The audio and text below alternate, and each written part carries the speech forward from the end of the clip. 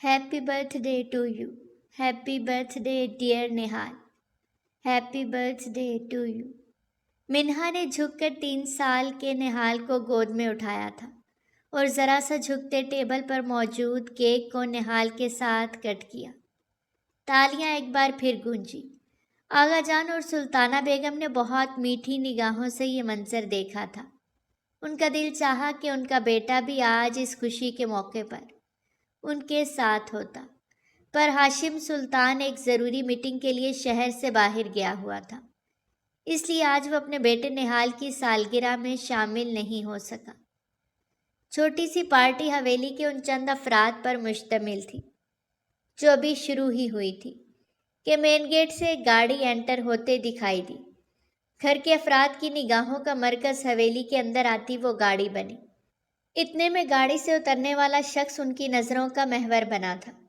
जहां हवेली के अफराद के चेहरों पर बेयकीनी थी, वहीं मिन्हा बुत बनी थी। आगा जी, आर्यान। सुल्ताना बेगम ने गहरा सांस भरते शौहर को देखा। वो 2 साल बाद वापस लौट रहा था और इसके पीछे क्या कुछ हो चुका था वो तो ये जानता तक नहीं था।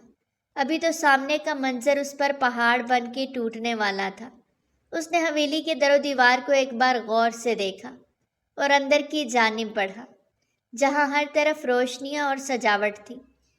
इस पर आगा जान ने शुक्र अदा किया कि उन्होंने निहाल के बर्थडे पर खानदान वालों को नहीं बुलाया था। सिर्फ आपस में ही वो सेलिब्रेट कर रहे थे। सब कुछ मिन्हा ने अपने हाथों से किया था। वो हर पल हर लम्हा निहाल का यादगार बनाना चाहती थी, लेकिन अचानक एक हस्ती ने आके वाकई सब कुछ यादगार बना दिया। वो जैसे ही अंदर आया, सामने खड़ी हस्ती को देख उसके कांधे पे लटका बैग जमीन बोस हुआ। लकी। सुल्ताना बेगम ने उसे पुकारा तो वो खाली खाली नजरों से सामने देखने लगा। फिर रुख पलट कर वापस मिन्हा को देखा, जिसके चेहरे का रंग लट्ठे की मानंद सफ़ेद हुआ था। मामा, केक खाना है। 3 साला निहाल ने अपने नन्हे नन्हे हाथों से मिन्हा का चेहरा अपनी तरफ घुमाया तो उसकी आंख से एक आंसू का कतरा बहता गाल की जीनत बना। मामा, आप रो रही हो? वो अपनी तोतली जुबान में बोला तो मिन्हा ने एक दर्द भरी सिसकी ली। वो नहीं जानती थी कि उसका माजी यूं एक दिन उसके सामने आन खड़ा होगा। आर्यान सुल्तान। हाँ, आर्यान सुल्तान उसका माजी था, जो आज उसके शौहर के छोटे भाई के रूप में सामने खड़ा था। बहुत मुश्किल से निहाल को सुलाकर वो उठी थी। आज कमरे से बाहर जाने से भी उसे डर लग रहा था कि कहीं आर्यान उसे कटहरे में न खड़ा कर दे। दिल था कि बस धड़के जा रहा था। वो निहाल को सुलाकर बाहर निकली। उसे पानी का जग लाना था। किचन में जाते फटाफट डिस्पेंसर से पानी जग में भरा। हाथ बुरी तरह कांप रहे थे। जल्दी से जग दोनों हाथों में थामे वो पलटी कि अपने बिल्कुल पीछे आर्यान को देखते वो डर के बुरी तरह उछली। कांच का जग उसके हाथ से छूटा। इससे पहले कि वो जमीन बोस होता, आर्यान ने फौरन उसके हाथ से थामा था, जबकि उसके बहुत करीब खड़े होने के बावजूद उसे बिल्कुल भी नहीं छुआ था। कुछ पल यूं ही खामोशी की नज़र हो गए। मिन्हा ने एक तरफ से होकर निकलना चाहा कि आर्यान ने उसका रास्ता रोक लिया। वो उसे सवालिया नज़रों से देखने लगी, जिसकी आंखों में नफरत का सैलाब था। किस हैसियत से यहाँ पर हो? तो काटदार लहजे में पूछता वो मिन्हा के रोंगटे खड़े कर गया। रास्ते से हटे। वो बमुश्किल अपना लहजा सख्त कर पाई। रास्ता? कौन सा रास्ता? जो मेरे भाई की तरफ जाता है या उसकी दौलत की तरफ? उसके तंज पे वो उसे बस देखती रह गई। ऐसे क्यों देख रही हो? जैसे मैंने कुछ गलत कह दिया? वो जग एक तरफ रखता अब उसके सामने अपनी पैंट की पॉकेट्स में हाथ डाले उससे मुखातिब हुआ। आप प्लीज़ रास्ते से हटें। वही तो पूछा है। खैर, तुम तो रास्ता बदलने में माहिर हो, बदल लो अब भी। वो इंतहाई तल्खी से बोला। मिन्हा ने गहरा सांस भरते दूसरी जानिब से होकर निकलना चाहा कि अगले ही पल आर्यान ने उसका वो रास्ता फिर से रोक लिया। कितने में बेचा है खुद को? उसके अब की बार के कहे अल्फाज पे मिन्हा ने गंग निगाहों से उसे देखा और बेख्तियार उसका हाथ उठा, जो अगले ही पल आर्यान ने अपने मजबूत हाथ की गिरफ्त में लिया। दोनों की नज़रों का गहरा तसादुम हुआ। کس بھول میں ہوں، کیا سوچ کے ہاتھ اٹھایا مجھ پہ؟ وہ پھنکارا تو منہا اپنی جگہ سے بری طرح اچھلی۔ آئندہ اگر یہ ہاتھ اٹھا تو ہاتھ توڑ دوں گا، سمجھی تم؟ وہ جھٹکے سے اس کی کلائی چھوڑ گیا۔ اس کی نازک سفید کلائی پہ لال نشان پڑ گیا۔ منہا نے اسے شکوہ کے نہ نگاہوں سے دیکھا، جس نے اجنبیت کی حد کر دی تھی۔ وہ رخ پھیرتے اپنے آنسو ضبط کیے وہاں سے اپنے اور نہال کے مشترکہ روم میں آتے۔ دروازہ لاک کرتے پھوٹ پھوٹ کے رو دی۔ زندگی آج ایک ایسے موڑ پر لے آئی تھی کہ منہا کا جی چاہا وہ خود کو کہیں غائب کر دے۔ کیا دنیا گول ہے، جو آج اتنی بڑی دنیا میں وہ پھر سے 2 سال بعد اس سے آن ٹکرایا تھا۔ وہ ہچکیوں سے رو رہی تھی۔ کیسے بتاتی اسے سب کہ وہ سب کچھ ہو سکتی تھی لیکن بے وفا نہیں تھی۔ وہ سسک اٹھی، ہاتھ منہ پہ لے جاتے اپنی چیخوں کا گلا گھونٹا۔ آزمائش وہ نہیں تھی جب اپنی محبت کا گلا گھونٹ کے اپنے چچا جان کی عزت کی خاطر اس نے ہاشم سلطان سے نکاح کیا تھا۔ آزمائش وہ نہیں تھی جب شادی کی پہلی رات ہی شوہر نے اسے صاف اس کا مقام اور اس کی حیثیت اسے بتا کے بیٹے کے روم میں شفٹ کر دیا۔ آزمائش تو وہ تھی ہی نہیں۔ آزمائش تو اب شروع ہوئی تھی۔ آریان جو اس کی پہلی محبت تھا، وہ اسی شخص کا چھوٹا بھائی نکلا جس کے عقد میں تھی وہ۔ اب کیسے اس سب کو ہینڈل کرے گی؟ منہا کے تو ہاتھ پیروں سے جان نکلتی جا رہی تھی۔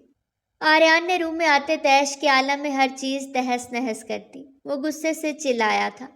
ڈریسنگ سے ہر چیز اٹھا اٹھا کے پٹکی، جس سے زندگی میں سب سے زیادہ محبت کی، دل و جان سے چاہا۔ وہ اسی کے بھائی کی بیوی بنی ہوئی اسی کی حویلی میں پچھلے 2 سال سے رہ رہی تھی اور وہ جانتا ہی نہیں تھا۔ 2 سال پہلے ہی تو وہ محبت میں ڈسا یہ ملک چھوڑ کے چلا گیا تھا جب اس نے منہا سے اپنی محبت کا اظہار کیا، اور منہا نے اس کی محبت کو پہلی بار میں بری طرح ریجیکٹ کر دیا تھا۔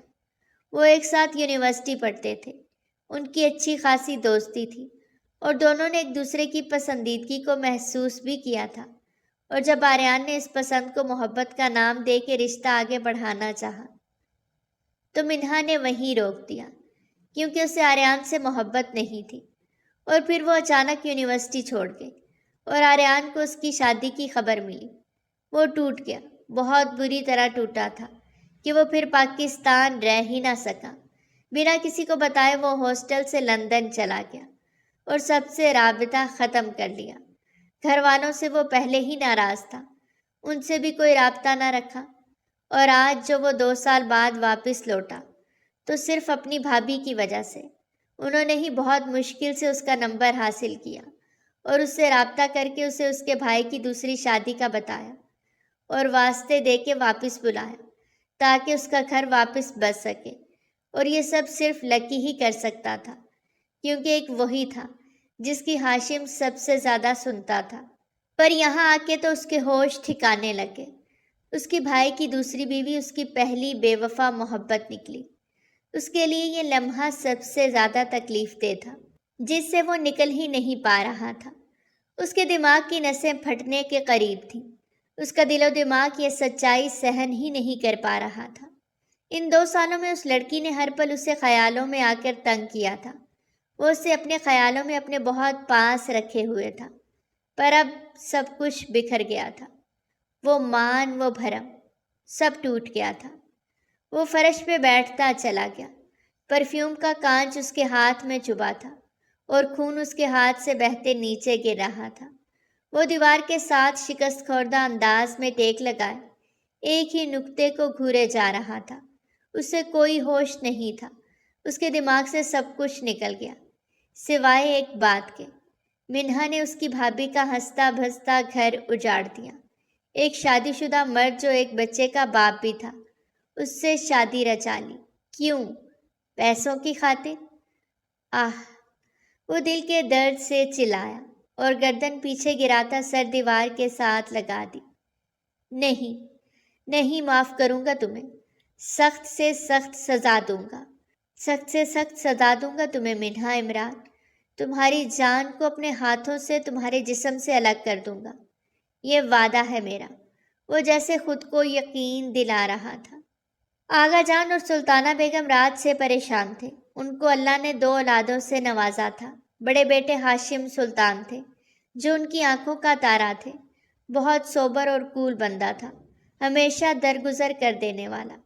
غصہ بہت ہی کم آتا تھا، اور اگر آ بھی جاتا تو وہ خود کو اکیلے کمرے میں بند کر لیتا۔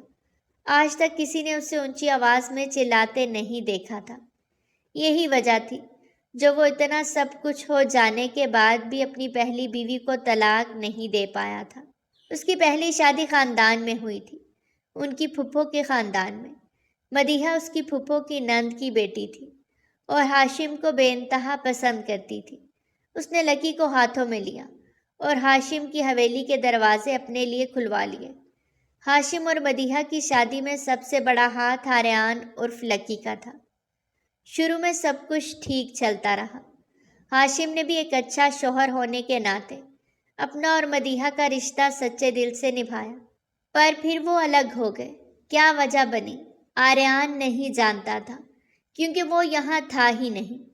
شروع کی ان کی لڑائی کی وجہ سے جب اس نے مدیحہ کی سائیڈ لی تو اسے آغا جان اور سلطانہ بیگم نے اچھی خاصی سنائی کہ حویلی چھوڑ کے اپنا شہر چھوڑ کے دوسرے شہر جا بسا، جہاں اس کے نئے دوست بنے، احد اور میرم، اور سب سے بڑھ کر منہا، جس سے آریان کو جنونی محبت محسوس ہونے لگی۔ پر سب کچھ ریت کا گھروندہ ثابت ہوا۔ ناشتے کی ٹیبل پر آغا جان اور سلطانہ بیگم موجود تھے۔ ان کے ہمراہی منہا نہال کو گود میں لیے بیٹھی اسے ناشتہ کروا رہی تھی۔ ہاشم رات بھر گھر نہیں آیا تھا۔ اگر آ بھی جاتا تو کون سا اسے پتہ چلنا تھا؟ وہ اس کے روم میں تھوڑی نہ ہوتی۔ ہاشم کے روم سے منسلک ایک اور روم تھا، جس کا دروازہ ہاشم کے روم میں کھلتا تھا اور باہر بھی۔ وہ نہال کا روم تھا، اور منہا نہال کے روم میں اس کے ساتھ ہی رہتی تھی۔ وہ آئی ہی نہال کی ماما بن کر تھی، تو کیسے کوئی اور مقام پاتی؟ اس نے دل ہی دل میں رب کا شکر ادا کیا تھا جب پہلی رات وہ گھونگھٹ اوڑھ کے ہاشم کے روم میں بیٹھی تھی اور ہاشم نے اسے اپنے بستر سے اٹھا دیا تھا، یہ کہہ کر کہ اس نے یہ شادی صرف ماں باپ کے مجبور کرنے پر بیٹے کی خاطر کی ہے۔ اس وقت نہال 1 سال کا تھا اور اسے ماں کی آغوش کی اشد ضرورت تھی، جو اس کی سگی ماں نہ دے سکی۔ وہ اپنا بیٹا بھی ہاشم کو سونپ کر چلی گئی تھی۔ بہت کچھ ایسا تھا جو اب تک سب کی نظروں سے اوجھل تھا، جو صرف ہاشم ہی جانتا تھا، لیکن بہت خاموشی سے بھرم رکھے ہوئے تھا۔ پر ان 2 سالوں میں اتنا سب کچھ ہو جانے کے بعد بھی اس نے اب تک مدیحہ کو طلاق نہیں دی تھی۔ ماں باپ نے کافی مجبور کیا، لیکن وہ نہیں مانا، اور پھر آغا جان اور سلطانہ بیگم کی خواہش پہ اس نے نہال کی خاطر دوسری شادی کر لی۔ شادی کیا کی، بہت سادگی سے چند قریبی رشتہ داروں کو لے جاتے مسجد میں نکاح کر لیا، صرف بیٹے کی خاطر، جبکہ دل آج تک اس بے وفا مدیحہ کی قید میں تھا، جو چاہے جانے کے تو قابل تھی نہیں، لیکن نفرت کے قابل ضرور تھی۔ آج 2 دن ہو چلے تھے آریان کو آئے ہوئے۔ مجھے تو عجیب سا ڈر لگ رہا ہے، اگر لکی نے کچھ کر دیا تو۔ مدیحہ کا چہیتا ہے اور بھابھی پہ سوتن تو وہ برداشت کر ہی نہیں پائے گا۔ کیا کریں اب؟ سلطانہ بیگم کا دل آنے والے حالات سے بری طرح گھبرایا ہوا تھا۔ جب کرے گا بات تو دیکھیں گے۔ ہاشم کہاں رہ گیا ہے؟ جانتا بھی ہے اسے گھر آنا چاہیے اس وقت، جب دیکھو بزنس بزنس، بچے کی بھی پرواہ نہیں ہے اسے۔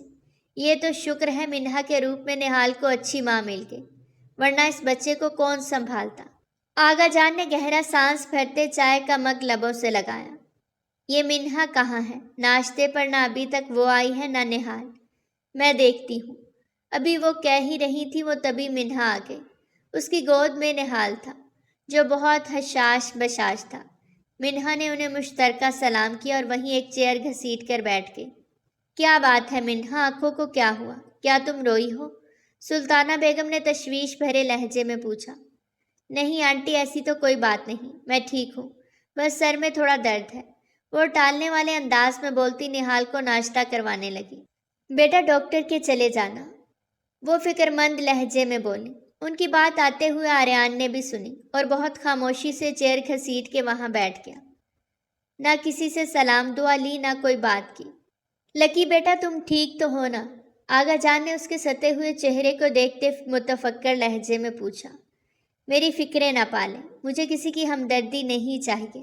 وہ بریڈ پہ جیم لگاتے سخت قہر کی نگاہ منہا پر ڈالتے واپس نظریں جھکا گیا، جبکہ منہا نے اسے ایک نگاہ بھی نہیں دیکھا تھا۔ وہ مسلسل نہال کے ساتھ لگی تھی، جو اسے ناشتہ کرنے میں اچھا خاصا تنگ کر رہا تھا۔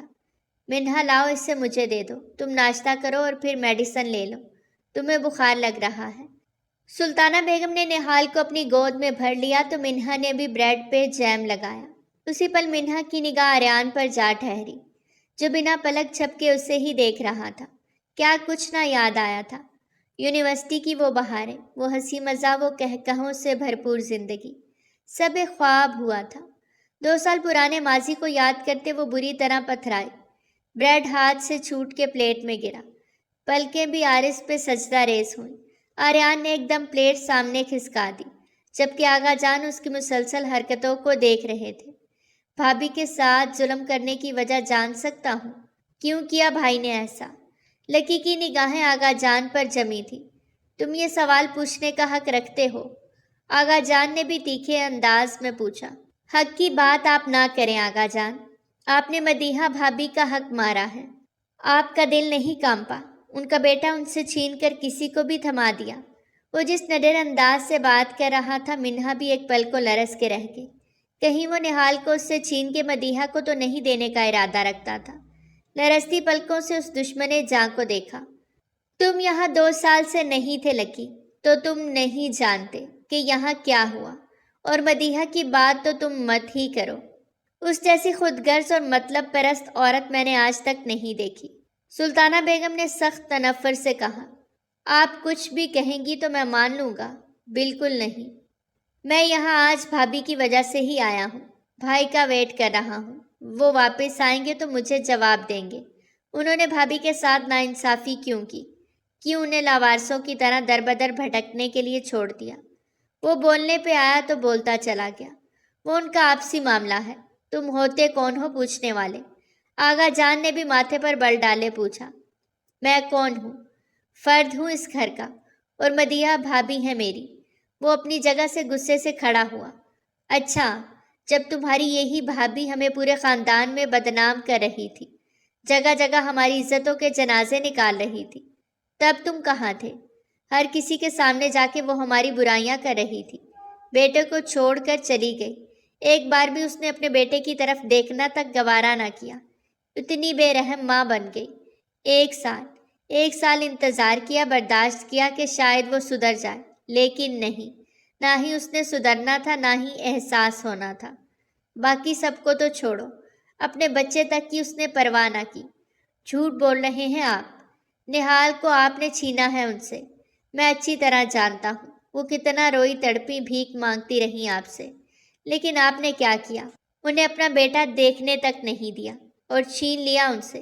اتنے ظالم کیوں ہو گئے آغا جان آپ سے مجھے یہ امید نہیں تھی۔ وہ گہرا سانس بھرتے بولا۔ تمہیں یہ سب یقیناً اس مدیحہ نے بتایا ہوگا، میں نے کہا تھا نا، آپ سے اس چڑیل کا ہی کام ہے یہ، سلطانہ بیگم نے لب بھینچتے کہا۔ اماں جان، بھابھی کے لیے آپ کے دل میں اتنا زہر بھرا ہوا ہے کہ آپ انہیں القابات سے نواز رہی ہیں، یہیں سے پتہ چل جاتا ہے کہ اس گھر میں مدیحہ بھابھی کی کیا عزت تھی اور ان کا کیا مقام تھا۔ ایک بار پھر سے آریان بدگمان ہوا۔ تم پٹی پڑھائے ہوئے یہاں پر آئے ہو آریان سلطان، اس لیے ہم تمہیں جو بھی کہیں گے تمہیں جھوٹ ہی لگے گا، تو بہتر نہیں ہے کہ ہم خاموش رہیں، اور تمہیں جو کرنا ہے وہ تم کرو، لیکن ایک بات یاد رکھنا، آنے والے وقت میں تم پچھتاؤ گے، اس وقت کو رو کے یاد رکھنا۔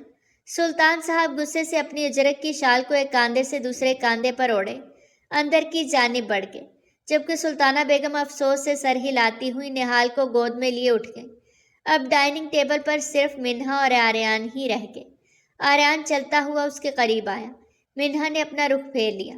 بہت جلد تمہیں اس حویلی سے نکال باہر کروں گا، تم جیسی لڑکی ہمارے نہال کے لیے اچھی ماں ثابت ہو ہی نہیں سکتی۔ وعدہ ہے میرا، میں اپنی بھابھی کو ان کا مقام واپس لوٹاؤں گا۔ وہ منہا کو سخت قہر کی نگاہ سے دیکھتے وہاں سے پلٹ گیا۔ اس کے جاتے منہا نے گہرا سانس بھرا۔ اس کی زندگی کی یہ آخری پناہ گاہ تھی جہاں وہ رہ رہی تھی۔ اس کا اب اس دنیا میں کوئی بھی نہیں تھا۔ وہ چچا تھا جس نے پیسوں کے لالچ میں اس کی شادی یہاں کر دی۔ اب تو وہ بھی منہ پھیر چکے تھے، اور سب باتوں کی ایک بات، وہ نہال کو نہیں چھوڑ سکتی تھی۔ بھلے ہی وہ نہال کی سگی ماں نہیں تھی، لیکن نہال میں اس کی جان بستی تھی، اور آریان اسے نہال سے دور کر دینا چاہتا تھا۔ وہ گھبرا کے اٹھی۔ نہیں، میں نہال کو نہیں چھوڑ سکتی، اس میں میری جان بستی ہے۔ وہ اس بار اب کچھ کرنے کے عزم سے اٹھی تھی اور اندر کی جانب بڑھ گئی۔ بھابھی پلیز روئے مت، میں ہوں نا آپ کے ساتھ، وہ مدیحہ کی جانب ٹیشو بڑھاتے بولا، تو وہ سو کرتی اسے دیکھنے لگی۔ اب صرف تم ہی میرا سہارا ہو لکی، تمہاری وجہ سے مجھے میرا نہال واپس مل سکتا ہے، ورنہ تو میں امید ہی کھو چکی تھی۔ اس وقت وہ ایک ریسٹورنٹ میں بیٹھے تھے اور آریان اپنی بھابھی کے لیے بے انتہا دکھی تھا۔ آپ فکر نہ کریں، میں وعدہ کرتا ہوں نہال آپ کو دلا کر رہوں گا، چاہے مجھے سب کے خلاف ہی کیوں نہ جانا پڑے۔ ایک بیٹے کو اس کی ماں سے کوئی جدا نہیں کر سکتا۔ نہال پہ سب سے زیادہ اس کی ماں یعنی آپ کا حق ہے، آریان نے پر یقین لہجے میں کہا۔ لکی کچھ بھی کر کے مجھے اس حویلی میں واپس لے کر جاؤ، اپنے بھائی کو مناؤ کہ وہ اس لڑکی کو طلاق دے دے، میں واپس ان کے پاس آ جاؤں گی، صرف اپنے بچے کی خاطر۔ میں نہیں رہ سکتی اس کے بنا، اور یہ بھی نہیں چاہتی کہ اس سے اس کا باپ چھینوں۔ نہال کے لیے ماں اور باپ دونوں لازمی ہیں، بس وہ لڑکی بیچ سے نکل جائے، سب ٹھیک ہو جائے گا۔ مدیحہ نے نفرت سے کہا۔ آپ بالکل بھی فکر نہ کریں، میں آ گیا ہوں نا، اب سب ٹھیک کر کے جاؤں گا۔ وہ مدیحہ کو آس کا دامن تھماتا اٹھ کھڑا ہوا۔ اس کے جانے کے بعد مدیحہ کے چہرے کو ایک مسکان نے چھوا۔ اب ہی تو وقت آیا تھا صحیح جگہ پر وار کرنے کا۔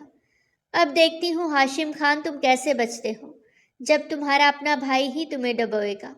مدیحہ کے اندر شدید نفرت تھی جو اب زہر بن چکی تھی۔ یہ کیا کر رہے ہیں؟ نہال کو کہاں لے کر جا رہے ہیں؟ آریان، نام مت لو اپنی زبان سے میرا۔ وہ جو نہال کو اس کی گود سے کھینچتا اپنی گود میں اٹھاتا وہاں سے نکلا کہ اپنے پیچھے بھاگتی منہا کو غصے سے پھنکارتے ٹوک گیا۔ وہ سہم کے وہیں رک گئی۔ جس شخص کی آنکھوں میں کبھی اپنے لیے خواب دیکھے پیار و عشق و جنون دیکھا، آج انہی آنکھوں میں جنون تو تھا لیکن نفرت، حقارت اور بدلے کا۔ تمہارے لیے بہتر ہوگا نہال سے دور رہو، ورنہ کیا کر لیں گے آپ؟ اب کی بار وہ بھی دو بدو آئے۔ آریان نے ایک پل اسے سخت کھوری سے دیکھتے دانت کچکچائے۔ اگر اب دوبارہ راستے کی رکاوٹ بنی تو سیدھا جہنم واصل کروں گا۔ آپ ہوتے کون ہیں مجھے دھمکانے والے؟ نہال کے باپ نہیں جو یہ فیصلہ لے سکے۔ نہال کس کے پاس رہے گا کس کے پاس نہیں، میں اس کی ماں ہوں۔ منہا نے آریان کی باہوں سے نہال کو کھینچنے والے انداز میں واپس لیا۔ آریان تو اس کا انداز دیکھتا ہی رہ گیا۔ وہ نہال کو لیے واپس پلٹ گئی، جبکہ آریان نے زور سے دیوار پر مکہ مارا۔ آئی ول سی یو۔ یہ سب کیسے ممکن ہے؟ آخر اتنا بڑا گھپلا کیسے ہو سکتا ہے؟ مجھے 2 دن کے اندر پتہ لگا کے دو، سمجھے تم؟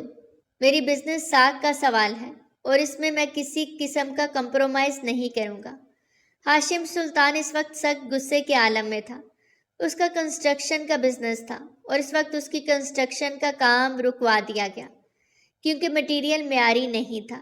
ایسے میں اس ڈیل کی تمام معلومات کو اکٹھا کرنے کو کہتے زبیر صاحب کو کال ملا رہا تھا۔ ان سے معلومات کلیئر کرنے کے لیے کچھ وقت مانگا تھا اور وہ دے بھی چکے تھے۔ جیسے ہی ان سے بات کر کے وہ سیدھا ہو کر بیٹھا، اس کے نمبر پر جانے پہچانے نمبر سے کال آنے لگی۔ وہ بری طرح چونکا۔ آج کافی دنوں بعد اس نمبر کو یاد آئی تھی، ہاشم کی۔ ہاشم نے لب بھینچے کال ریسیو کی۔ کیسے ہو مسٹر ہسبینڈ؟ آواز میں وہی کھنک تھی جس کا ہاشم دیوانہ تھا، پر اس بار وہ کھنک ہاشم کے دل کے تار نہ چھیڑ سکی۔ کیوں فون کیا؟ لہجہ تیکھا ہوا۔ میں تو آپ کے فون کا انتظار کر رہی تھی، پر مجھے خود ہی آپ کو فون کرنا پڑا، وہ مصنوعی افسردگی سے بولی۔ جواباً ہاشم خاموش ہی رہا۔ آج بہت چپ ہو، لگتا ہے میری باتیں ہضم نہیں ہو رہی مسٹر ہسبینڈ۔ مجھے زیادہ باتوں میں گھمانے کی ضرورت نہیں، جو کام ہے وہ بتاؤ، میں بزی ہوں، ہاشم نے کڑتے ہوئے کہا۔ اچھا سنیں پھر، مجھے 50 لاکھ چاہیے۔ واٹ؟ تمہارا دماغ درست ہے؟ کون سے 50 لاکھ؟ وہ ایک دم نہ چاہتے ہوئے بھی اس کی ڈیمانڈ پہ بھڑک اٹھا۔ اپنے بیٹے کو مجھ سے بچانے کے 50 لاکھ، وہ بھی زہر کھند لہجے میں بولی۔ کہ ہاشم سلطان ایک پل کو چپ سا ہو گیا۔ اب تم پہ ڈیپینڈ کرتا ہے کہ تمہیں کیا عزیز ہے، پیسے یا بچہ؟ وہ کال کٹ کر چکی تھی، جبکہ اس کی بات پہ ہاشم اب تک گہرے صدمے میں تھا۔ پچھلے 2 سال سے وہ یوں ہی اس سے پیسوں کی ڈیمانڈ کر رہی تھی، اور ہاشم ہر بار چپ چاپ اس کے منہ میں وہ پیسے ٹھونس دیتا، کیونکہ وہ اب بھی اس کے نکاح میں تھی، اور ہاشم یہ فرض سمجھ کے ادا کر دیتا۔ پر اس بار تو حد ہی کر دی، کہاں تو 1,00,000 2,00,000 مانگنے والی، اب پورے 50 لاکھ مانگ رہی تھی۔ اتنی ہمت بھی کیسے ہوئی اس کی؟ وہ پچھلے 1 ہفتے سے اس اہم پروجیکٹ میں لگا ہوا تھا، کبھی اپنے شہر میں میٹنگ کر رہا تھا تو کبھی شہر سے باہر جانا پڑتا۔ پیچھے حویلی میں کیا ہو رہا تھا وہ نہیں جانتا تھا، پر اسے ایک دم سے اپنے بیٹے کی فکر ستانے لگی۔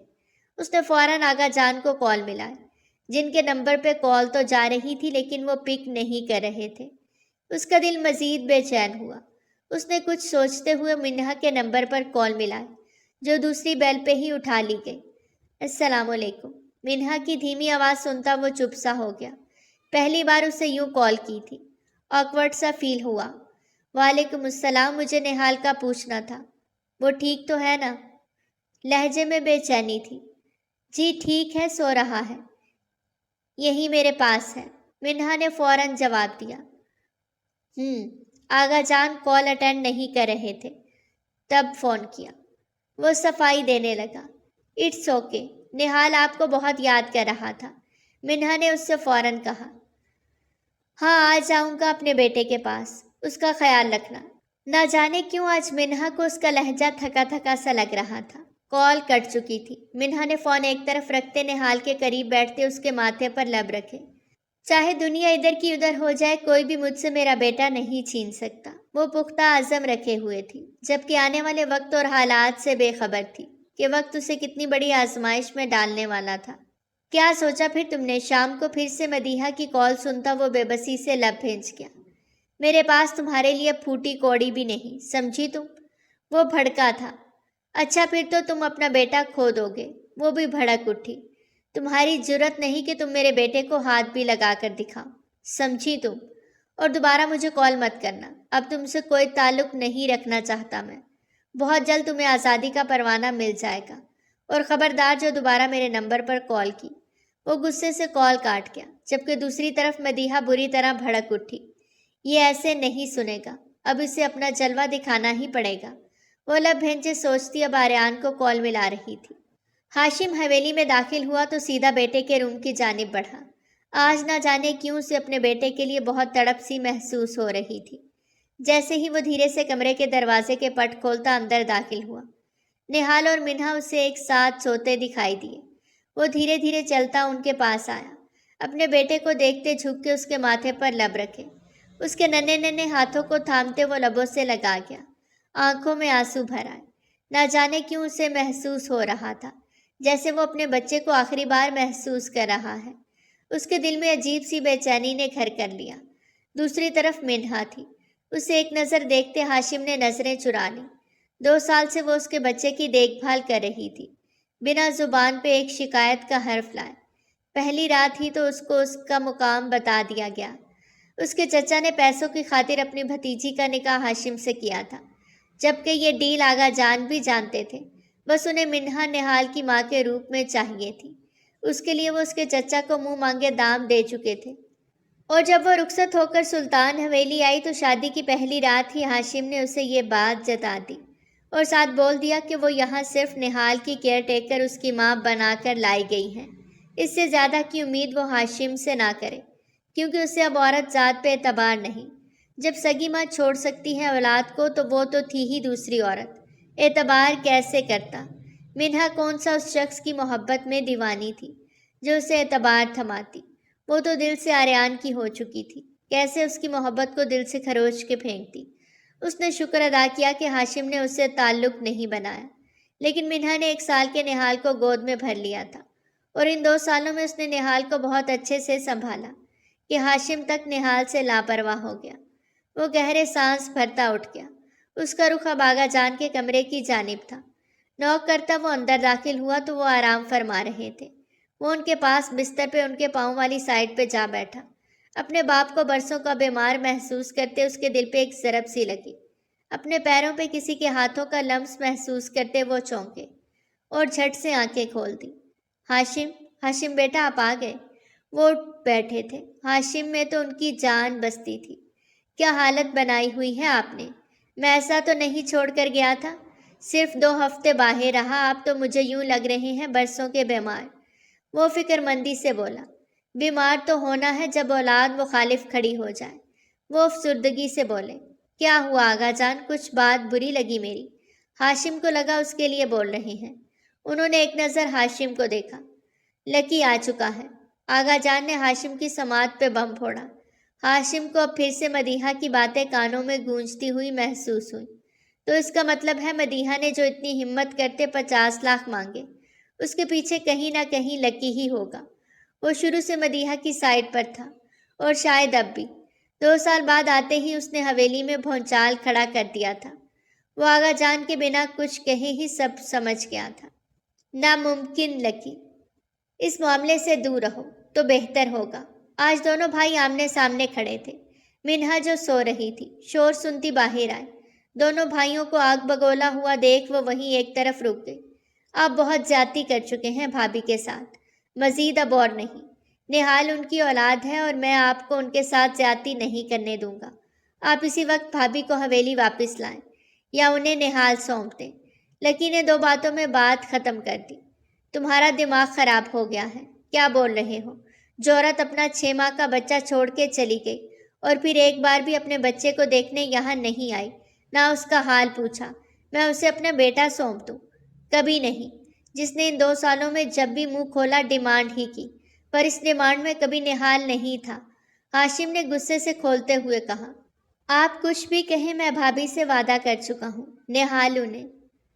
خبردار آریان، ایسا سوچنا بھی مت، ورنہ تم اپنے بھائی کو کھو دو گے۔ ہاشم نے اس کی بات کاٹی تو آریان کا دل دھک سے رہ گیا۔ نہال صرف میرا بیٹا ہے اور میرا ہی رہے گا، کسی مدیحہ کا نہیں، سمجھے تم؟ وہ اسے صاف لفظوں میں وارن کر کے جا چکا تھا، جبکہ آریان اب صرف لب بھینچے کھڑا تھا۔ سب کچھ کر سکتا تھا لیکن بھائی کا دل نہیں دکھا سکتا تھا۔ وہ مدیحہ بھابھی کا تو ساتھ دے سکتا تھا، لیکن اپنے بھائی کے خلاف جانے کی ہمت آج بھی اس میں نہیں تھی۔ 2 سال 6 ماہ پہلے بھی مدیحہ بھابھی اور بھائی کے بیچ انبن ہوئی اور وہ ناراض ہو کے دوسرے شہر چلا گیا، جہاں وہ 6 ماہ رہا۔ وہیں اس نے یونیورسٹی میں ایڈمیشن لیا، جہاں اس کی ملاقات منہا سے ہوئی، لیکن اچانک اس کے نکاح کے بعد وہ بنا کسی کو بتائے پاکستان چھوڑ چکا تھا، اور آج 2 سال بعد وہ واپس لوٹا تو مدیحہ کی وجہ سے ہی، کیونکہ اس نے آریان سے رابطہ کرتے اسے واپس آنے کو کہا تھا۔ آپ نے بہت زیادتی کی ہے بھائی، بھابھی پہ سوتن لا کر۔ وہ بھی مدیحہ کی سائیڈ ہی لے رہا تھا اور دل ہی دل میں بھائی سے مخاطب تھا۔ آؤچ! اچانک منہا کے ہاتھ سے کانچ کا برتن زمین بوس ہوا اور کانچ اس کے پاؤں میں چبھا۔ وہ لڑکھڑا کے چلتی کچن سے باہر آئی اور ایک چیئر گھسیٹ کے بیٹھتی اپنا پاؤں دیکھنے لگی۔ اس کی ہمت نہیں ہو رہی تھی کہ وہ کانچ نکال پاتی۔ آنکھوں میں بے شمار موٹے موٹے آنسو بھر آئے، خون بہتا جا رہا تھا۔ تکلیف سے اس کا دل بند ہونے لگا۔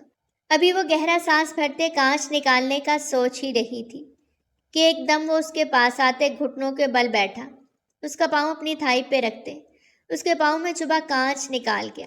وہ بے اختیار ذرا سا جھکی، اس کا کاندھا دبوچ گئی، ایک سسکی اس کے لبوں سے واہ ہوئی۔ اگلے پل آریان نے سر اٹھاتے اسے دیکھا۔ دونوں ہی کی نگاہوں کا ایک پل کو تصادم ہوا تھا تو دونوں کے دل یکبارگی دھڑکے۔ وہ آج بھی ایک دوسرے کے دل میں رہتے تھے، یہ احساس آج بھی ان دونوں کے بیچ موجود تھا۔ آریان ایک دم اٹھتا پیچھے ہٹ گیا اور اپنا رخ پھیر لیا۔ یہ لمحہ سب سے زیادہ تکلیف دہ تھا کہ جسے ٹوٹ کے چاہا وہ اس کے سامنے تھی، لیکن اس کے بھائی کی بیوی کی حیثیت سے۔ پیار ہم نے کیا ہے، پیار تم نے کیا ہے، یا پھر امتحان کیوں زمانے نے لیا ہے؟ یہ بتا دے ہمارے پیار میں کیا کمی ہے؟ میری پلکوں پہ دیکھو آج کتنی نمی ہے۔ دل یہ ٹوٹا میرا، درد نہ ہوگا کم، تجھ کو اپنا مانا تھا ساتھی، تھوڑا سا پیار ہوا تھا، کچھ نہیں باقی۔ وہ درد بھری نگاہ اس پہ ڈالتا جا چکا تھا۔ وہ نمی جو منہا نے آریان کی آنکھوں میں دیکھی، وہ اپنی آنکھوں میں بھی محسوس کی تھی۔ ہاشم کی گاڑی آفس کی طرف گامزن تھی۔ کل ہی آریان نے واپس جانے کا فیصلہ کیا تھا۔ وہ مدیحہ کو بھی سب باتوں کا ایک جواب دے چکا تھا۔ وہ سب کچھ کر سکتا تھا لیکن بھائی کو دکھ نہیں پہنچا سکتا تھا، اور حویلی رہ کر وہ منہا کو بھائی کی بیوی کے روپ میں مزید نہیں دیکھ سکتا تھا، ورنہ اس کی سانسیں رک جاتی۔ ایک حد تک ہی وہ برداشت کر سکتا تھا، پر اب اس کی برداشت ختم ہو چکی تھی۔ اس کے جانے کا سن کے ہاشم پھر سے ٹوٹنے لگا۔ اس نے گاڑی کی سپیڈ تیز کی کہ ایک دم سے اسے کچھ احساس جاگا، جیسے کسی نے گاڑی کے ساتھ چھیڑ چھاڑ کی ہے، اور پھر اس کا ڈر سچ ثابت ہوا۔ اچانک اس کی گاڑی کے بریکس میں مسئلہ ہوا۔ وہ بریک لگا رہا تھا لیکن بریک نہیں لگ رہے تھے۔ او خدایا! اس نے بہت کوشش کے بعد بھی گاڑی کو بے قابو ہوتا دیکھا تو کال ملائی۔ پہلے اس نے آریان کو کال ملائی، لیکن وہ جو ایئرپورٹ کی جانب بڑھ رہا تھا بھائی کی کال دیکھتا ٹھٹکا، پر اس نے کال ریسیو نہ کی، کیونکہ وہ جانتا تھا کہ ہاشم اسے روکنے کو کال کر رہا ہوگا۔ پر وہ یہ نہیں جانتا تھا کہ جب اسے ہاشم کی مصیبت کا پتہ چلے گا تو وہ اس وقت کو ساری زندگی پچھتائے گا۔ دوسری طرف ہاشم گاڑی کا رخ پتھریلے راستے کی جانب موڑ گیا۔ وہ نہیں چاہتا تھا کہ اس کی گاڑی سے کوئی حادثہ ہو۔ ہاشم نے ایک ہاتھ سے اسٹیئرنگ تھامے، دوسرے سے وائس میسج آن کیا۔ لکی، شاید یہ ہماری آخری بار بات ہو رہی ہے۔ میری گاڑی کے کسی نے بریکس فیل کر دیے ہیں۔ معلوم نہیں بچ پاؤں گا یا نہیں۔ یار، پر ایک خواہش تھی کہ تمہیں اپنے سینے سے لگاتا۔ وقت بہت بڑا مرہم ہے۔ اگر مجھے کچھ ہو گیا تو سب کو تم نے سنبھالنا ہے، اور میرا بیٹا نہال تمہارا بیٹا، ہو سکے تو اسے باپ کی طرح۔ گاڑی بری طرح ڈولتی ایک طرف لڑکنے لگی۔ سپیڈ بھی بہت تیز تھی۔ وہ چاہ کے بھی گاڑی سے جمپ نہیں کر پا رہا تھا۔ بہت پیار کرتا ہوں یار تم سب سے، اس بے وفا سے بھی کیا۔ وہ میرے بچے کی ماں بنی لیکن وہ بے وفا تھی یار۔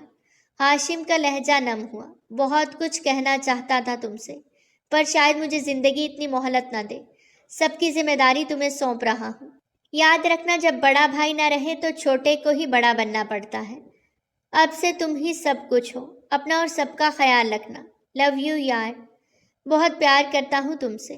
وہ میسج سینڈ کر چکا تھا۔ ڈبل ٹک بھی ہو گیا۔ سین کر لو میرے بھائی۔ وہ موبائل کو دیکھتا سامنے ونڈ سکرین پہ نظر جما گیا۔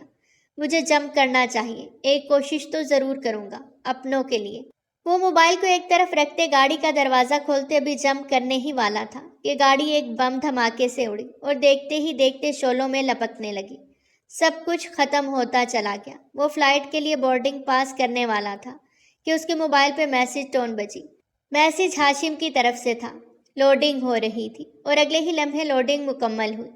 اس کا اس وائس میسج کو سننے کا جی چاہا، اپنے بھائی کی آواز۔ کیا وہ اسے روکنے کے لیے کچھ بول رہے ہوں گے؟ اور اسے رکنا نہیں تھا۔ وہ اپنا ارادہ ملتوی کرتا آگے بڑھا کہ اچانک اس کا ہاتھ پلے پہ لگ گیا اور وائس نوٹ چلنے لگا۔ جیسے جیسے وہ سنتا جا رہا تھا آریان کے دل کی دھڑکن سست پڑتی جا رہی تھی۔ دل ایک پل کو رک سا گیا، وہ وہیں تھم گیا، پتھر کا بن گیا۔ اس نے کانپتے ہاتھوں سے اپنے بھائی کے نمبر پر کال کی۔ وہ بھائی جو شاید انہیں چھوڑ گیا تھا۔ وہ بار بار کال کر رہا تھا لیکن نمبر نہیں لگ رہا تھا۔ وہ واپس پلٹا۔ وہ انہی قدموں پہ واپس بھاگ رہا تھا۔ اس وقت وہ ایئرپورٹ سے نکل رہا تھا۔ اس کا رخ اپنی گاڑی کی تلاش میں تھا جو وہاں نہیں تھی۔ ڈرائیور اسے چھوڑ کے جا چکا تھا۔ اس نے کیب کروائی۔ وہ ہاشم کے موبائل کی لاسٹ لوکیشن جو اس نے بھیجی تھی، وہ اس لوکیشن کو ڈرائیور کو بتاتا گاڑی اس طرف موڑ چکا تھا۔ وہ بار بار اپنے بھائی کے الفاظ سنتا دیوانہ وار آنسو بہا رہا تھا اور دل ہی دل میں اپنے بھائی کی سلامتی کی بے شمار دعائیں کر رہا تھا۔ یا اللہ، میرے بھائی کو کچھ نہ ہو، اسے اپنی حفظ و امان میں رکھنا۔ مجھے میرے بھائی کی ضرورت ہے میرے اللہ، انہیں مجھ سے ہم سے چھین مت لینا۔ نہیں رہ سکتا میں ان کے بغیر۔ وہ اپنی آنکھیں رگڑتا بے اختیار اپنے رب کو پکارے جا رہا تھا۔ تقریباً آدھے گھنٹے بعد وہ وہاں پہنچا۔ دور کھائی پہ اسے آگ کے شعلے ابلتے دکھائی دیے۔ آریان وہیں گر گیا۔ یہ اس کے بھائی کی گاڑی تھی۔ وہ آگے بڑھنا چاہتا تھا پر اس کی ٹانگیں ہی اس کا ساتھ نہیں دے پا رہی تھی۔ لکی، شاید یہ ہماری آخری بار بات ہو رہی ہے۔ میری گاڑی کے کسی نے بریکس فیل کر دیے ہیں۔ معلوم نہیں بچ پاؤں گا یا نہیں۔ یار، پر ایک خواہش تھی کہ تمہیں اپنے سینے سے لگاتا۔ وہ ہمت کرتا اٹھا تھا۔ جائے وقوع پہ پولیس پہنچ چکی تھی۔ اس نے آگے بڑھنا چاہا لیکن اسے آگے نہ جانے دیا گیا۔ وہ چلا رہا تھا، وہ رو رہا تھا، دہائیاں دے رہا تھا، لیکن اس کی ایک نہ سنی گئی۔ اسے پیچھے کر دیا گیا۔ اس کا بھائی اس گاڑی میں جل کے خاکستر ہو چکا تھا۔ وہ وہیں نیچے بیٹھتا چلا گیا۔ اسے لگا وہ سب ہار گیا ہے۔ آج وہ واقعی سب کچھ ہار گیا تھا۔ وہ خود کو آج اپنے بھائی کی اس حالت کا ذمہ دار سمجھ رہا تھا۔ اس کا جی چاہا خود کو مار ڈالے۔ وہ چلایا تھا، بہت اونچی آواز میں چلایا تھا، لیکن آج اس کی آہ بکا سننے والا کوئی نہیں تھا۔ کلمہ شہادت۔ جنازہ اٹھایا گیا۔ سلطان حویلی کا جوان بیٹا آج اللہ کے پاس چلا گیا۔ سلطان صاحب کی تو کمر ہی ٹوٹ گئی تھی۔ انہیں ابھی تک یقین نہیں آ رہا تھا کہ ان کا بڑا بیٹا ہاشم سلطان انہیں چھوڑ کر چلا گیا ہے۔ ان کی آنکھوں سے آنسو نہیں رک رہے تھے، خاموش آنسو آنکھوں سے بہتے چلے جا رہے تھے۔ سلطانہ بیگم بار بار بے ہوش ہوئے جا رہی تھی۔ ایسے میں ایک منہا ہی تھی جس نے سب کو سنبھالا ہوا تھا۔ آنسو تو اس کی آنکھوں میں بھی تھے۔ بھلے ہی ہاشم نے اسے ایک بیوی کا درجہ نہیں دیا تھا، لیکن کبھی بھی اس کے ساتھ کچھ برا سلوک بھی نہیں کیا تھا۔ وہ اس کی دل سے عزت کرتا تھا۔ وہ ایک اچھا انسان تھا، اور منہا دکھ میں تھی کہ ایک اچھا انسان اس دنیا سے چلا گیا۔ نہال اپنے باپ سے محروم ہو گیا، جبکہ سب سے زیادہ چیخو پکار مدیحہ کی تھی۔ جب اسے پتا چلا کہ ہاشم کی ڈیتھ ہو گئی ہے، وہ اسی وقت سلطان حویلی پہنچ گئی، اور اس وقت سب سے زیادہ بین بھی وہی ڈال رہی تھی۔ بس ایک غلطی ہو گئی ہاشم سے، جو اس عورت کو طلاق نہ دی، ورنہ اس کی عدت طلاق کی ہوتی نہ کہ ہاشم کی بیوہ کی۔ پھوپھو زرینہ نے نفرت و حقارت سے مدیحہ کو دیکھتے کہا۔ کون مدیحہ کی حرکتوں سے واقف نہیں تھا؟ پورا خاندان اسے جانتا تھا۔ ماں باپ تو سر پر نہیں تھے، لیکن وہ اپنے رشتے کے ایک ماموں کے گھر رہتی تھی، جن کے بیٹے کے ساتھ اس کے بہت گہرے تعلقات تھے۔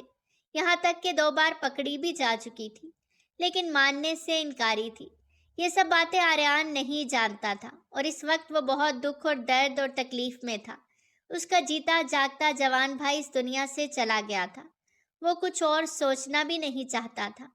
جنازہ ہو گیا، میت کو دفنا دیا گیا۔ وہ اپنے بھائی کی قبر پر مٹی ڈال رہا تھا، اور آنکھوں سے خاموش آنسو بہتے چلے جا رہے تھے۔ بہت کچھ کہنا چاہتا تھا تم سے، پر شاید مجھے زندگی اتنی مہلت نہ دے۔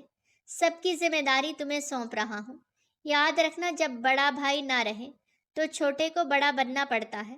اب سے تم ہی سب کچھ ہو۔ اپنا اور سب کا خیال رکھنا۔ لو یو یار، بہت پیار کرتا ہوں تم سے۔ وہ اپنے بھائی کی آخری لفظوں کو یاد کرتا آنکھیں میچ کے خود پہ ضبط کرتا گہرے سانس بھر گیا۔ بارش نے اچانک ہی جل تھل مچا دی تھی۔ سبھی وہاں سے باری باری اسے افسوس کرتے حوصلہ دیتے جا چکے تھے۔ لکی بیٹا چلو گھر، آغا جان کی طبیعت ٹھیک نہیں۔ اس کے ماموں جان نے اس کا کاندھا تھپ تھپاتے ہوش دلانا چاہا، تو وہ آغا جان کی خراب طبیعت کے بارے میں سنتا فوراً کھڑا ہوا۔ اب اسے ہاشم کی جگہ پوری حویلی کو سنبھالنا تھا۔ وہ ہاشم سلطان تو نہیں بن سکتا تھا، لیکن کوشش تو کر سکتا تھا کہ وہ اپنے بھائی کی آخری خواہش کو پورا کر سکے۔ آج ہاشم کی ڈیتھ کو 1 ہفتہ ہو چلا تھا۔ مدیحہ اور منہا دونوں عدت میں تھی۔ منہا نہال کے ساتھ اس کے روم میں رہتی تھی، جبکہ مدیحہ نے ہاشم کے روم میں ڈیرا جمایا ہوا تھا۔ سلطانہ بیگم اور دیگر خواتین رشتہ دار کے سامنے وہ نہال کو اٹھا لیتی، گود میں بٹھا لیتی، جبکہ رات کے وقت وہ منہا کے پاس ہی سوتا۔ کبھی بھی وہ باپ کے بارے میں پوچھتا، لیکن بہت کم، کیونکہ اکثر ہاشم اب زیادہ تر حویلی سے باہر ہی رہنے لگا تھا، اور نہال بچہ تھا، اسے عادت ہونے لگی تھی، اور عادت تو اسے منہا کی بھی ہو گئی تھی۔ وہ زیادہ تر منہا کے پاس ہی رہتا، اور اس کے علاوہ اگر مدیحہ اسے زبردستی اپنے پاس بلاتی تو وہ رونے لگتا اور چڑچڑا ہو جاتا۔ ایسے میں مدیحہ اسے خود منہا کے پاس بھیج دیتی۔ عدت تک وہ بالکل خاموش تھی، اور سلطانہ بیگم سمیت آغا جان نے بھی اسے کچھ نہیں کہا۔ وہ اس وقت اپنے بیٹے کی موت کے غم سے ہی نہیں نکل پا رہے تھے کہ وہ دھیان دیتے کہ ان کے گھر میں مدیحہ نامی بلا پھر سے ٹپک پڑی تھی، جو شاید اب مزید تباہی مچاتی۔ اس عرصے کے دوران آریان نے بزنس سنبھال تو لیا، لیکن وہ اپنے بھائی کی طرح بزنس کو رن نہیں کر پا رہا تھا۔ وہ حویلی آتا، دن کے وقت اپنے آغا جان سے ملتا، سلطانہ بیگم سے ملتا، ان کی دل جوئی کرتا، ان کے پاس بیٹھتا، وقت گزارتا، اور خاموشی سے چلا جاتا۔ منہا بھی عدت میں تھی، تو اس کی بھابھی بھی عدت میں تھی۔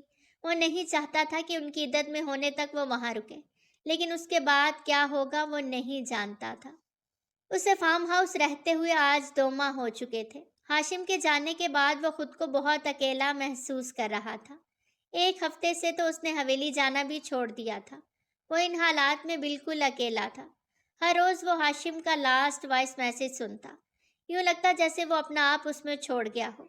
وہ تڑپ رہا تھا بھائی کے لیے، لیکن اپنی فیلنگز کسی سے شیئر نہیں کر سکتا تھا۔ اس نے کوئی دوست بنایا ہی کب تھا جو وہ اپنے احساسات شیئر کرتا۔ کیا کر رہی ہو؟ پاگل ہو گئی ہو تم؟ اچانک شور سنتی سلطانہ بیگم باہر آئی۔ مدیحہ نے منہا کو کلائی سے تھامے اس کا ہاتھ گرم پانی میں ڈال دیا۔ وہ درد سے چلا اٹھی۔ ایک ہفتہ پہلے ہی دونوں کی عدت مکمل ہوئی تھی۔ سلطانہ بیگم اور آغا جان اب آنے والے وقت کے متعلق بہت سنجیدگی سے سوچ رہے تھے۔ مدیحہ اور منہا ایک ساتھ کبھی رہ ہی نہیں سکتی تھیں۔ مدیحہ کے اندر برداشت کا مادہ نہیں تھا، تو منہا کو اللہ نے بہت زیادہ صبر دیا تھا۔ ایسے میں مدیحہ کے ظلم پہ وہ چپ ہی رہتی، حالانکہ پڑھی لکھی باشعور لڑکی تھی۔ پھر بھی ان 4 ماہ اور کچھ دن میں وہ مدیحہ کی ہر زیادتی چپ چاپ سہتی رہی، پر آج تو اس نے حد ہی کر دی۔ اس کا ہاتھ گرم پانی میں ڈال دیا۔ وہ درد سے روتی چلی گئی۔ اسے روتا دیکھ نہال بھی بری طرح رو دیا۔ منہا نے مدیحہ کو پیچھے ہٹایا اور آنسو پونچھتے نہال کو اٹھانے کی کوشش کرنے لگی، لیکن ہاتھ کا درد بہت جان لیوا تھا۔ اب تو آبلے سے پڑنے لگے۔ وہ اپنا ہاتھ تھامے زمین پر بیٹھتی چلی گئی۔ اب درد اس کی برداشت سے باہر تھا۔ مدیحہ تمہیں اللہ پوچھے، بچی کا ہاتھ جلا دیا۔ سلطانہ بیگم بہت زیادہ دکھی تھی۔ وہ نہال کو سنبھالے منہا کے پاس آئیں، جو صحن کے فرش پہ اوندھی گری تڑپ رہی تھی، کہ تبھی کسی کے قدموں کی چاپ سنائی دی تو وہ چونکی۔ آنے والا آریان تھا۔ لکی، لکی۔ مدیحہ آنکھوں میں موٹے موٹے آنسو لیے اس کی جانب لپکی اور اس کے سینے سے جا لگی۔ آریان کو ان کے اس ایکٹ پہ کافی حیرانی ہوئی۔ نامحسوس انداز میں پیچھے ہٹایا۔ بھابھی آپ ٹھیک ہے نا؟ اس کی نگاہ منہا پر نہ جائے۔ مدیحہ بالکل آگے کھڑی ہو گئی۔ کہاں لکی؟ میں تو اب تمہارے بھائی کی بیوہ ہو گئی ہوں۔ اس حویلی میں اب میری کوئی عزت نہیں بچی۔ اس لڑکی نے مجھ پہ ہاتھ اٹھایا، مجھ سے نہیں برداشت ہوا، میں نے اسے خود سے پرے کیا تو اس کا ہاتھ گرم پانی میں جا لگا۔ وہ ساری کہانی وہیں کھڑے کھڑے گڑ چکی تھی۔ واٹ؟ ان کی بات پہ وہ تڑپا ہی تو تھا۔ 3 دن پہلے ہی منہا نے فون پہ اس سے بات کی تھی۔ آریان پلیز میری بات کا یقین کریں، مدیحہ ویسی نہیں جیسا آپ اور ہم سوچ رہے ہیں۔ وہ غلط مقصد لے کے اس حویلی میں آئی ہے۔ ابھی بھی وقت ہے، اس چڑیل سے سب کو بچا لیں۔ ہو گئی بکواس۔ خبردار جو آئندہ مجھے فون کیا یا بھابھی کے بارے میں ایک لفظ بھی غلط بولا تو مجھ سے برا کوئی نہیں ہوگا۔ عدت مکمل ہو گئی ہے، اس لیے اب اپنے رہنے کا درد ٹھکانہ ڈھونڈ لو۔ میں آ گیا تو ہاتھ پکڑ کے گھر سے باہر نکالوں گا۔ میرے آنے سے پہلے وہاں سے چلتی پھرتی نظر آؤ۔ وہ سخت گیر لہجے میں کہتا کال کاٹ گیا، اور وہیں منہا کو احساس جاگا کہ آریان وہ آریان نہیں رہا جو اسے سمجھنے کا دعویٰ کرتا تھا۔ وہ ڈر گئی تھی، مدیحہ سے بھی اور آریان سے بھی، اس لیے بنا ایک اف کیے وہ اب تک مدیحہ کا ہر ظلم و ستم سہتی آ رہی تھی۔ 1 ہفتہ پہلے اس نے گرم استری اس کے پیٹ پہ لگا دی تھی۔ شفون کی قمیض تھی، چپک ہی گئی، تب بھی بہت تڑپی تھی، پر صبر کر گئی۔ وہ صبر ہی آج اسے مزید درد دے رہا تھا۔ پیار ہم نے کیا ہے، پیار تم نے کیا ہے، یار پھر امتحا کیوں زمانے نے لیا ہے۔ وہ مکینکی انداز میں اس کی جانب بڑھتا جا رہا تھا، بنا پلک جھپکے اسے دیکھے چلا گیا۔ جو ہاتھ تھامے اوندے منہ گری نیم بے ہوش ہو چکی تھی۔ وہ نیچے جھکتا اس کا چہرہ اپنی طرف موڑ گیا۔ اس کے چہرے پہ درد کے آثار دیکھتا اپنا دل تڑپتا محسوس کر رہا تھا۔ اس کا ہاتھ پورا سرخ ہو چکا تھا۔ دھیرے سے آنکھیں کھولنی چاہیں جو آنسوؤں سے تر تھیں، کہ تبھی ایک آنسو چپکے سے آریان کی آنکھ سے گرتا اس کے گال پہ جا ٹھہرا۔ ساتھ ہم دیں گے تیرا، تجھ سے وعدہ ہے ساتھی۔ وہ اگلے ہی پل اسے باہوں میں بھرتا کھڑا ہوا۔ یہ منظر دیکھتے مدیحہ تو سکتے میں آ گئی۔ اسے تو کچھ سمجھ ہی نہیں آ رہی تھی۔ وہ بنا کسی کی طرف دیکھے، بنا کسی سے اجازت لیے منہا کو لیے جا چکا تھا۔ سلطانہ بیگم نے روتے ہوئے نہال کو سنبھالا، جو ماما ماما کرتا منہا کے لیے تڑپ رہا تھا۔ مدیحہ نے ہوش میں آتے نہال کو سلطانہ بیگم سے کھینچتے اپنی طرف کیا تو وہ مزید رونے لگا۔ دادو، وہ سلطانہ بیگم کی طرف لپکا اور پھر سے ان کے سینے سے چپک گیا۔ یہ منظر دیکھتے مدیحہ بری طرح سلگ اٹھی اور پیر پٹکتی اندر کی جانب بڑھ گئی۔ قریبی ہاسپٹل آتے ہی منہا کے ہاتھ کا ٹریٹمنٹ کیا جانے لگا۔ آریان نے ایک پل کو بھی اسے اکیلا نہ چھوڑا، اس کے ساتھ ساتھ رہا۔ ڈاکٹر اسے ہوش کب آئے گا؟ اس کی بے چینی دیدنی تھی۔ جی درد کی وجہ سے بلڈ پریشر لو ہو گیا ہے، اب پین ریلیف انجیکشن دے دیا ہے، تھوڑی دیر تک ہوش آتا ہے تو آپ انہیں گھر لے جائیے گا، اور ہاتھ پہ کافی احتیاط کی ضرورت ہے۔ ڈاکٹر کی بات پہ وہ گہرا سانس بھرتا رہ گیا۔ وہیں اس کے بیڈ کے پاس چیئر گھسیٹتا آگے بڑھ کے بیٹھ گیا۔ وہ بہت سوچ سمجھ کے ایک فیصلے پہ پہنچا تھا۔ اب بس عمل درآمد باقی تھا اور منہا کو اعتماد میں لینا تھا۔ اسے کچھ دیر بعد ہوش آ گیا تو اپنے سامنے آریان کو پایا۔ گھبرا کے اپنا ہاتھ دیکھتے اٹھنے کی کوشش کی کہ سلطانہ بیگم آگے بڑھ کے اسے سہارا دینے لگی۔ وہ خالی خالی نظروں سے سب کو دیکھ رہی تھی۔ بیٹا منہا، ابھی کچھ دیر میں تمہارا نکاح ہے آریان سے، تو آنٹی، وہ تڑپ گئی۔ یہ آپ کیا کہہ رہی ہیں؟ اچانک سے یہ سب میں نہیں کر سکتی، اس نے اسپاٹ انداز میں نہ کی۔ اماں جان، آپ مجھے 2 منٹ دیں، اس کا دماغ میں ٹھکانے لگاتا ہوں۔ وہ انہیں باہر بھیجتا منہا کی جانب بڑھا۔ منہا نے گھبرا کے اسے دیکھا جو اس کے اوپر جھکتا اس کا سر تکیے پہ گرا گیا۔ مجھے زور زبردستی پسند نہیں، اچھے سے جانتی ہو، لیکن جب میں زبردستی پہ اترتا ہوں تو مجھ سے برا کوئی نہیں ہوتا، یہ بھی جانتی ہو نا؟ وہ اسے بنا پلک جھپکے کہتا کیا باور کروانے کی کوشش کر رہا تھا۔ منہا نے سانس روکے اسے دیکھا۔ بیوی ہوں آپ کے بھائی کی، شرم، شٹ اپ۔ وہ جو پیچھے ہٹ رہا تھا، اس کی بات سے وہ واپس اس کی جانب پلٹتے جھکا۔ بیوی نہیں، بیوہ، وہ ایک ایک لفظ پہ زور دیتے بولا۔ اور میں کتنا بے شرم ہوں یہ میں نکاح کے بعد بتاؤں گا۔ اس کا زمینی انداز محسوس کرتے منہا کے دل کی دھڑکن نے ایک دم شور سا مچایا، اور پھر سلطانہ بیگم کے سمجھانے اور آگا جان کے اپنا ساتھ کا یقین دلانے پر منہا نے آریان سے ہاسپٹل میں ہی نکاح کر لیا۔ آتے ہوئے وہ ہاشم کی بیوہ تھی، جبکہ اب وہ آریان کی مسز تھی۔ جاتے ہوئے حویلی پہنچتے گاڑی پورچ میں داخل ہوئی۔ سارے راستے نہال منہا کی گود میں سوتا آیا۔ منہا کے ہاسپٹل جانے کے بعد وہ بہت رویا تھا، اور پھر آریان کے فون کر کے بلانے پر وہ دونوں نہال کو بھی ساتھ لے آئے۔ بیٹا لکی، احتیاط سے، نہال سو رہا ہے، انہوں نے آریان سے کہا جو منہا کی گود سے نہال کو اٹھا رہا تھا، اور اگلے ہی پل وہ اس کے سینے سے لگا تھا۔ جب تک واپس آتا ہوں نہال کو چھوڑ کے، تب تک تم گاڑی میں ہی رہنا، باہر مت نکلنا۔ وہ اسے دھیرے سے وارن کرتا نہال کو لیے اندر جا چکا تھا۔ وہ وہیں بیٹھی اس کی واپسی کا انتظار کرنے لگی کہ تبھی وہ آتا دکھائی دیا۔ گاڑی کا دروازہ کھلتے وہ اس کی جانب ذرا سا جھکا اور اپنی گود میں بھر گیا۔ منہا کا دل دھک سے رہ گیا۔ آریان، وہ اسے بالکل گڑیا کی طرح اٹھائے اندر لیے داخل ہوا اور سیدھا اپنے کمرے کی جانب بڑھ گیا۔ مجھے نہال کے پاس جانا ہے۔ وہ اس کے بستر پہ خود کو انکمفرٹیبل محسوس کر رہی تھی۔ اماں جان کے پاس ابھی سو رہا ہے، صبح مل لینا۔ سرسری انداز اپناتا اپنا ڈریس لیے باتھ روم میں گھسا۔ 2 دن پہلے تو مجھے کہہ رہے تھے کہیں اور بندوبست کر لوں، اور اب سیدھا نکاح کر کے لے آئے۔ وہ الجھی بیٹھی تھی کہ آریان شاور لیے باہر آیا تو وہ اٹھی۔ کہاں جا رہی ہو؟ وہ ٹوک گیا۔ مجھے شاور لینا ہے، وہ منمنائی۔ کیوں؟ ابھی میں نے شاور لینے کی وجہ نہیں تھمائی، اس لیے چپ چاپ لیٹی رہو۔ وہ تھوڑا کھردرے لہجے میں بولا تو وہ کانوں کی لو تک سرخ ہوتی واپس پیچھے تکیے پہ سر رکھ گئی۔ تمہاری زبان یوں تو کینچی کی طرح چلتی ہے، لیکن بھابھی کے آگے کیا گروی رکھائی تھی؟ اتنی مظلومیت کا ڈھونگ کیوں نچاتی ہو؟ وہ اس کے سر پہ آن کھڑا ہوا۔ جس لڑکی کے ماں باپ نہ رہیں، دولت کی لالچ میں اس کے اپنے اس کا نکاح زبردستی کسی سے کر دیں اور پھر بھول جائیں، تو کیا وہ مظلوم نہیں ہوگی؟ سوال کے بدلے سوال پوچھتی وہ آریان کے تنے اعصاب ڈھیلے کر گئی۔ محبت میں بے وفائی کرنے والا مظلوم نہیں ہوتا۔